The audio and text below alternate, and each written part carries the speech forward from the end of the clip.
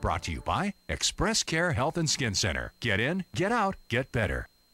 Hafide, and welcome back to Healthy Living. If you're like me, I love to sleep. Unfortunately, with 2 young kids, I don't get a whole lot of it anymore, and definitely not as much as I'm used to.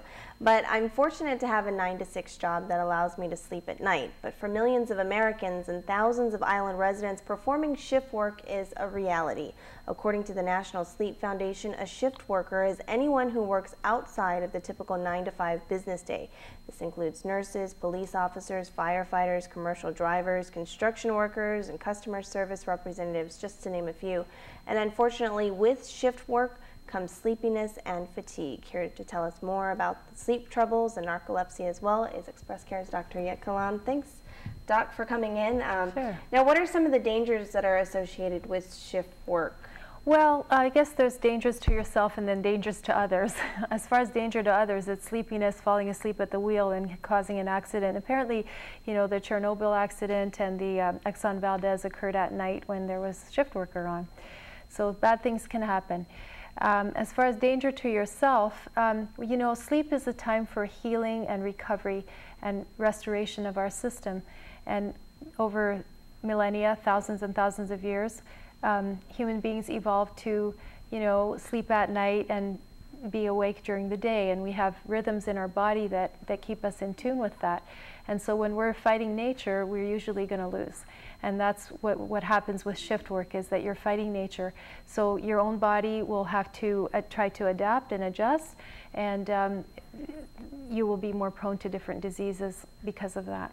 And that's an unfortunate thing, as It I was is. reading, that I didn't know that people that are on shift work are more inclined to certain chronic illness and things like that. So for people who, I mean, it's inevitable in this day and age of 24/7, it's inevitable that people are going to have to work at night or not the regular hours. So what do you recommend for somebody who is on shift work, who can't sleep, you know, who may have to sleep during the day? Yeah, so the key on that is to recognize that, yes, you are fighting nature, so do the best you can with it. The ideal schedule would be to be on nights for a long period of time, 4 to 6 weeks, and then shifting back to daytime again if you can. Or maybe just one night, so that you don't have to constantly go through the jet lag of 4 or 5 night shifts, then switching to day shift, then afternoon shift. That is the worst for your system. So if there's some way to work that out, that would be great. And then understanding that you do have to live in a different world than the people who work from 9 to 5.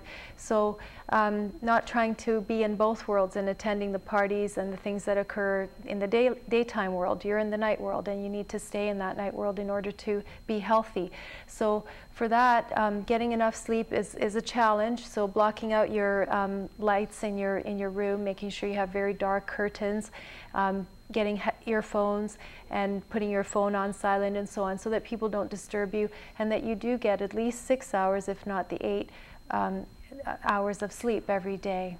Now, you mentioned, and studies have shown, that shift workers are at increased risk for a variety of chronic illnesses, specifically cardiovascular and gastrointestinal diseases. Yeah. Are there ways to prevent that from occurring? Yes. So, you know, it's about 8 times the risk of ulcer, sometimes up to 70% higher risk of breast cancer and other cancers, especially people who are flying also, like flight attendants and pilots.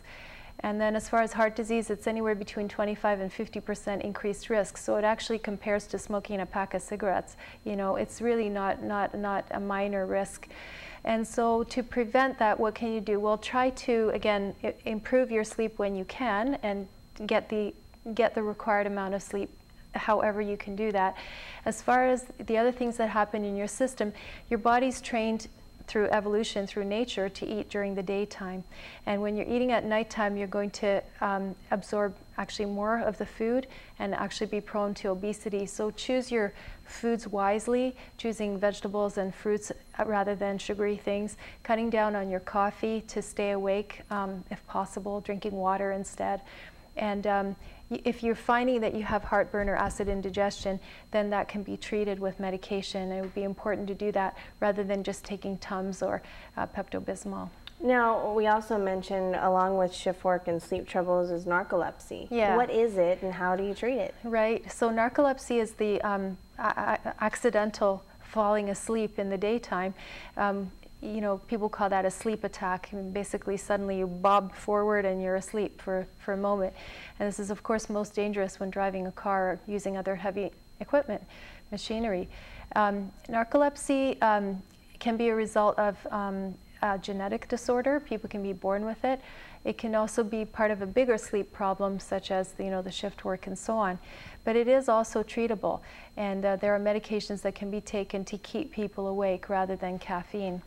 Okay, so for those people who have, let's say you're on shift work or you have narcolepsy, and you're trying to find yourself and get yourself into some sort of sleep pattern, what do you recommend? You were talking about closing the blinds, kind of blacking out, turning things off, but are there maybe herbal remedies, things that can kind of help you relax and get you in that mode to sleep? Yeah, there's a couple of things. One is melatonin. Melatonin is a natural hormone that is produced by your own body, and now you can buy it in a supplement form at a health food shop or vitamin store. And this helps you kind of reset yourself more with what your body would like to be doing, which is sleeping. And so you can take melatonin to help you. There's another herbal remedy called valerian root. You can also try that along with it. But there are actually medications that are now developed for shift worker syndrome to keep people awake during the day and then help them sleep at night. So, but you understand that you're sort of still chasing your tail. You're doing one thing to stay awake, another thing to fall asleep, another thing to be alert. And all of that is going to take its toll. So trying to live the most regular lifestyle you can. If you're working all night, then continue to do that on your weekends. Don't try to switch to a day schedule. And I was also reading on this topic that exercise really plays a huge role in, to help you wear you out, get you ready to sleep. Yeah, that's right. And actually, the timing of the exercise is important, where when you wake up, let's say from your shift, you've worked all night and then you have your rest and then you get up, let's say 2 and 3 in the afternoon, that's the time to go exercise. And that's the time to get outside and get some sunshine into your eyeballs so that you can, again, experience what nature wants you to experience, which is daylight.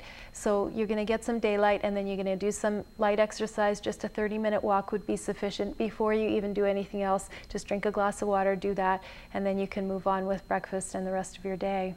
Breakfast in the afternoon. We will pick up our discussion on sleep troubles when Healthy Living returns. Stay with us.